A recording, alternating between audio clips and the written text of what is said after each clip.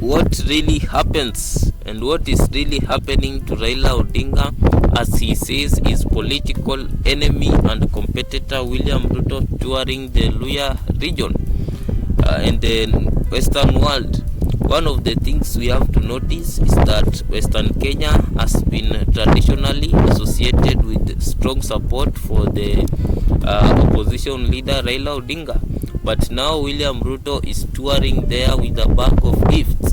We have to note some things though. One is that money has a lot of power, and money can do wonders and magic, including buying your enemies, making your enemies to become your friends.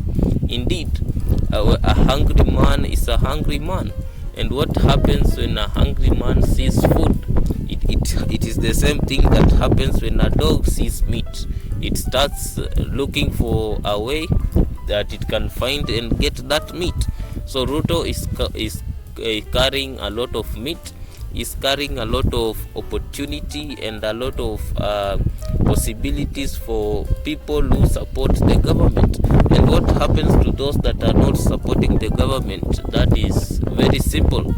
We saw in the demonstrations against where people were crying out for the high cost of living, for the prices of basic commodities to go down. Most of them were shot mercilessly. So this is someone who is willing to shoot you if you do not support him, and if you support him, he is willing to give you the world. But there is also another question: at what cost? Right now, even as Ruto is splashing goodies upon Western Kenya, we have to notice that the country is operating on a very tight fiscal environment. Our debt obligations are really killing us. We have to notice that most of the resources are being plunged out of the Kenyan people through what we call the creation of artificial difficulties. Life is made more expensive only to fund the government, and this is very unfair, because if we compare the economic environment of Kenya and Tanzania and also Uganda, we find that in Tanzania and Uganda life is very cheaper compared to the cost of living in Kenya. Therefore, politicians have created artificial difficulties and made life difficult so that they can get resources to go to areas of the country and pump those resources in the form of development goodies. These are tactics that are definitely used to get what we call political support. So using patronage is nothing new in this country. Ruto is not the first president to start this kind of process, using money to buy power. This is what William Ruto is doing right now. So this thing began with the first president of this country, that is Jomo Kenyatta.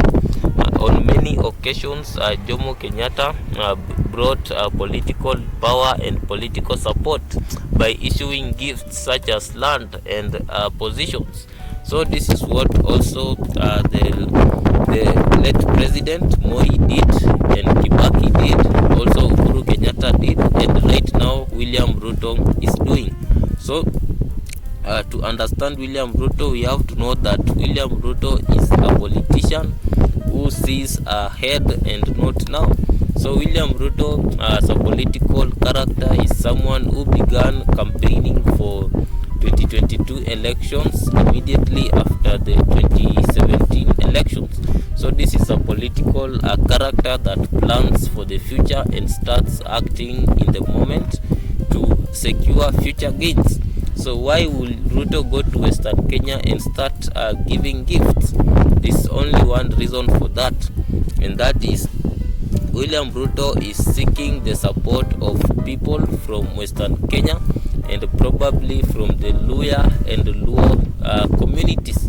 We have to note that in terms of numbers, Luhyas and Luos, if they decided to vote unanimously, they can make their president. That is very, very simple.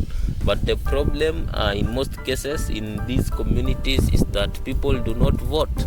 you find that many youth are sunk in drunk and drugs, so they are lost and they really don't know what to do with their lives. So this is the big problem. Majority of people, especially in Luhya nation, and the youth are people who should be rational, are lost in drugs. They are lost in traditional brews such as busa and changa. So this kind of behavior makes it very difficult for them to participate on a civil scale in important political activities such as voting. And the reality of the matter is, whether they vote or not, in the end of the day, the country will be governed by a president. And if a wrong president is put in place, the consequences will belong to all the people that voted and the people that did not vote. So not refusing to vote does not really help anyone, because it only leads to more and more problem. We also have to note that the current leadership came to power with just 52% of Kenyans voting.